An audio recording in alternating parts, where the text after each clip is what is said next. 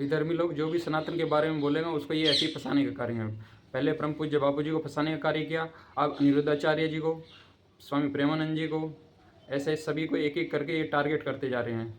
दूसरे घर में आग लगती है तो हम सोचते हैं कि हमारे घर में आग नहीं लगेगी, लेकिन आग एक एक करके एक घर में आग लग गई तो उसको बुझाना चाहिए, वो आज नहीं तो कल दूसरे हमारे घर तक भी आएगी।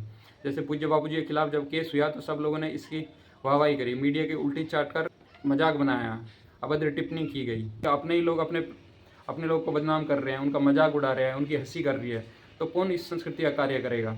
लेकिन अब यही बात जब अनिरुद्धाचार्य ने कुछ सत्य वचन कहे, पूज्य प्रेमानंद जी ने कुछ सत्य वचन कहे, तो अब उनके ऊपर भी आने लगी। तो अब लोग इस बात को समझ रहे हैं कि इस प्रकार पूज्य बापू जी को भी फंसाया गया होगा।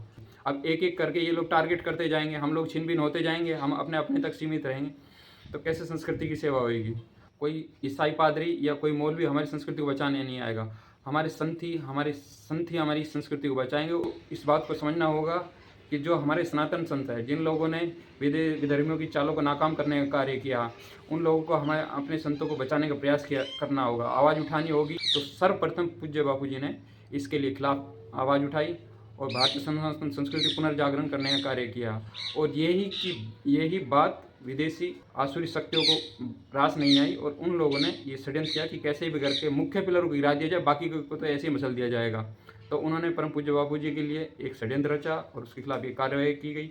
और आज की डेट तक जब पूज्य बापू जी के खिलाफ कोई सबूत नहीं है, उसके बाद भी इनको अंदर बंद करके रखे जा रहे हैं। जब कोई नहीं जानता था कि आसुरी शक्ति हमारे ऊपर हावी हो रही है, हमारी सनातन संस्कृति को नष्ट करने का कार्य किया जा रहा है, धर्मांतरण की चालें चली जा रही है और आदिवासी क्षेत्रों में धर्मांतरण का कार्य किया जा रहा है, तब सर्वप्रथम पूज्य बापू जी ने इसका विरोध किया है और घर वापसी जैसे कार्यक्रम कराए गए हैं। उसके बाद से ही आसुरी शक्तियों ने, विदेशी शक्तियों ने इस पूज्य बापू जी को फंसाने का षड्यंत्र किया गया, पूज्य बापू जी को कारावास कराया गया। और अब इतनी 86 वर्ष की उम्र पार कर चुके पूज्य बापू जी को ये लोग जमानत नहीं दे रहे हैं। ये बड़ी ही शर्मनाक बात है। जो लोग सनातन संस्कृति का कार्य कर रहे हैं, जिन आध्यात्मिक महापुरुषों ने सनातन संस्कृति का कार्य किया और आगेवानी की है, अगर उन्हीं संतों को कुप्रचार करके इस प्रकार फंसाया जाएगा, उनको जमानत नहीं दी जाएगी, उनको इतना सताया जाएगा, तो इस संस्कृति का, राष्ट्रीय संस्कृति का कार्य कौन करेगा।